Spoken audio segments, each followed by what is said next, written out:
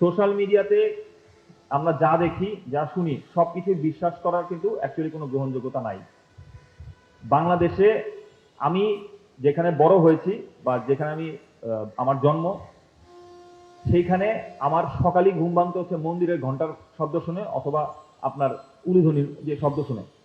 আমার বন্ধু বান্ধব, আপনাদের আত্মীয় স্বজন সবাই যদি বলি দেখবেন যে ঘুরে ফিরে হয় মুসলমান, বৌদ্ধ, খ্রিস্টান, আমরাই। আমাদের বাংলাদেশের মতো সৌহার্দ্যপূর্ণ সম্প্রীতি পৃথিবীর অন্য কোনো দেশে নাই। এটা পসিবল না। আমাদের কোনো সময় এই সংখ্যালঘু সাম্প্রদায়িকতা এই সমস্ত কথাবার্তা আমাদের বাংলাদেশ সেনাবাহিনী, আমরা গভীরভাবে বলি আমাদের বাংলাদেশের মানুষের ডিকশনারিতে এই সাম্প্রদায়িক কথাবার্তা নাই।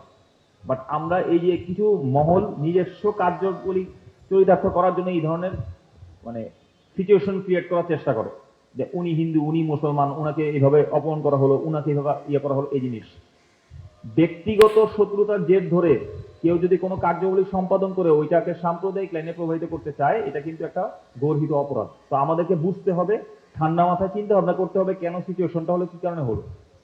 বাইরে একটা ঘটনার রেশ আমার এখানে যদি না পড়ে, সেই জন্য আমাদেরকে সবাইকে সজাগ দৃষ্টি রাখতে হবে যাতে কোনোভাবেই বাইরে একটা ঘটনা করে আসবে এটা আমাদের এলাকার মধ্যে সিচুয়েশনটা খারাপ করবে। নো, এটা আমরা হইতে দিব না।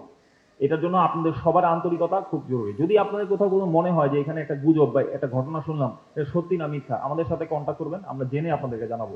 বা কেউ নিজের হাতে আইন তুলে নেওয়া, একটা কমেন্ট করে দেওয়া, একটা মন্তব্য করে দেওয়া, একটা সিচুয়েশনকে গরম করে দেওয়া, এরকম যাতে আমরা না করি, এই জিনিসটা কেউ মাথায় রাখবেন। একটা সুইপিং কমেন্ট, আমি একটা জিনিস জানি না, একটা জিনিসের দেখে একটা কমেন্ট করে দিলাম, বক্তব্য দিয়ে দিলাম, বা একজন পাগল বা অপকৃত ব্যক্তি বা একজন ব্যক্তি কোনো ধান্দার মধ্যে এসে একটা কথা বলে আমাকে উত্তেজিত করে দিল, আমি ওনার সাথে ঝগড়া বিবাদ সাথে লেগে গেলাম, সিচুয়েশন কিন্তু চেঞ্জ হতে সময় লাগবে না। এই জন্য আমাদেরকে একটু ধৈর্যের সাথে মানসিকতার সাথে এগুলো মোকাবিলা করতে হবে। যখনই আপনি এই ধরনের সিচুয়েশন পাবেন আমাদের কাছে দিয়ে দেন, আমরা বাকিটা যা বোঝার বুঝে নিব। বা কোনো অবস্থার পরিস্থিতিতে আমরা যাতে কাউকে সুযোগ না দিই যে মিথ্যা গুজব বা কোনো কিছু রটানোর জন্য।